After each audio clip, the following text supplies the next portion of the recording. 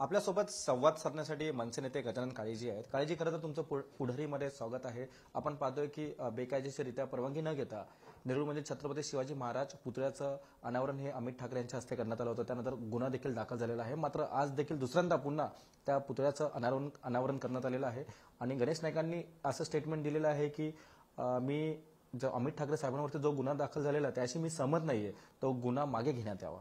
तुमची यावरती प्रथम प्रतिक्रिया काय? नाही, मुळात सर्वप्रथम या महाराष्ट्रामध्ये 4 महिने नवी मुंबई नेरूळमध्ये छत्रपती शिवाजी महाराजांचा पुतळा आणि स्मारक हे अत्यंत घाणेरड्या कापडात बंदिस्त केलं जातं आणि त्याचं अनावरण करण्यासाठी आम्हाला कुणाच्या परवानगीची गरज आहे? म्हणजे महाराष्ट्रामध्ये छत्रपती शिवाजी महाराजांना बंदिस्त करून ठेवायचं हे पापच नवी मुंबई महानगरपालिका प्रशासनाने केलं. आमच्यावर गुन्हा दाखल व्हायच्या अगोदर त्या अधिकाऱ्यांवर गुन्हा दाखल झालाय का? ज्या मुख्यमंत्र्यांनी आणि संबंधित उपमुख्यमंत्र्यांनी या 4 महिने वेळ दिली नाही त्यांच्यावर गुन्हा दाखल झालाय का? अमित साहेबांनी उलट एक शिवभक्त म्हणून, शिवप्रेमी म्हणून त्या दिवशी स्वतःचं कर्तव्य केलं.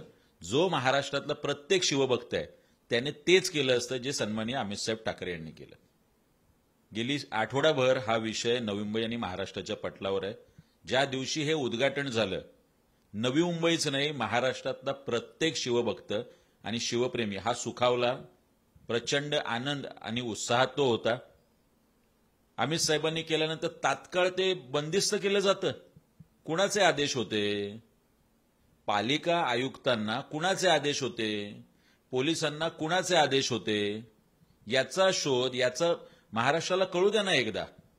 म्हणजे ज्या छत्रपती शिवाजी महाराजांनी या हिंदवी स्वराज्याची स्थापना केली, औरंगजेबाच्यातून त्यांची सुटका झाली आणि तुम्ही जेरबंद करून ठेवताय आणि आमच्यावरच गुन्हे दाखल करताय.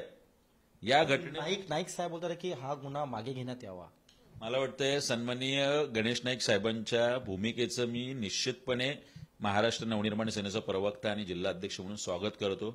फक्त एवढंच म्हणेल की खूप उशिरा आपण बोललात, याचा आम्हाला एक शिवभक्त शिवप्रेमी म्हणून दुःख आहे.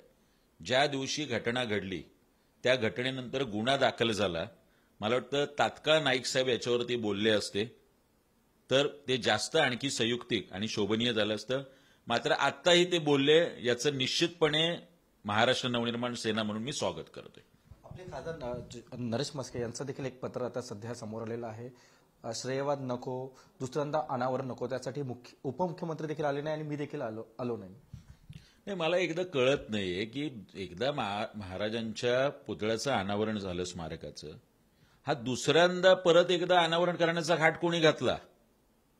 आणि हे महाराष्ट्राची ही संस्कृती आहे का?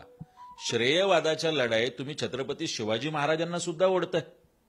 काल कार्यक्रम पत्रिका आल्यानंतर तात्काळ त्या कार्यक्रम पत्रिकेत ज्या ज्या नेत्यांची नावं होती त्या सगळ्यांनी ही भूमिका ताबडतोब घेणं गरजेचं होतं.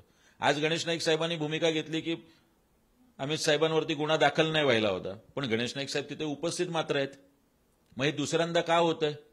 नरेश म्हस्के जे ठाणे लोकसभेचे खासदार आहे ते उपस्थित राहिले नाही, त्यांनी भूमिका घेतली. निश्चितपणे आम्ही त्यांचं स्वागत करतो, पण ही भूमिका आणखी काल ज्या पद्धतीने कार्यक्रम पत्रिका आली त्याच वेळी घेतली गेली असती तर आजचा संपूर्ण समारंभ जो आहे त्याचा घाट घातलाच गेला नसता. निश्चितपणे ह्या दोघांच्या भूमिकेचं स्वागत असलं तरी सुद्धा ही उशिरा घेतलेली भूमिका आहे, एवढं मात्र नक्की. नक्कीच. आपण अजून एक शेवटचा प्रश्न की अमित राज ठाकरे हे पुन्हा एकदा नवी मुंबईमध्ये जी नोटीस आलेली होती त्यांना या पुतळ्या संदर्भात, तर ती नोटीसचं उत्तर देण्यासाठी किंवा नोटीस चुकवण्यासाठी नवी मुंबईत पुन्हा येत आहे. त्यांचा रुटीन कसा असणार आहे आणि किती वाजता आणि ते कसे येणार आहेत? नाही, मी खरं म्हणजे अमित साहेब आजच येणार होते. काल त्यांनी प्रबोधनकारांच्या स्मृती दिनाला ती घोषणा सुद्धा केली होती की आज ते येणार आहेत. पोलिसांनी काल विनंती केली, आम्हाला केली, सन्माननीय अमित साहेबांना विनंती केली की आज पुतळ्याचं परत एकदा अनावरण आहे, कायदा सुव्यवस्थेचा प्रश्न निर्माण होऊ नये. त्या विनंतीला मान देऊन अमित साहेबांनी आज न येता रविवारी त्यांनी येण्याचं जाहीर केलंय. आज त्यांच्या ट्विटर फेसबुक पेजवरही ते टाकलंय. आल्या आल्या सर्वप्रथम ज्या छत्रपती शिवाजी महाराजांचं बंदिस्त स्मारक त्यांनी खुलं केलं त्या आपल्या राजाला छत्रपती शिवाजी महाराजांना ते अभिवादन करणार आहेत आणि ते अभिवादन केल्यानंतर पोलिसांनी जी नोटीस त्यांना द्यायची आहे ती नोटीस घेण्यासाठी ते पुढे नेरूळ पोलीस स्टेशनला जातील.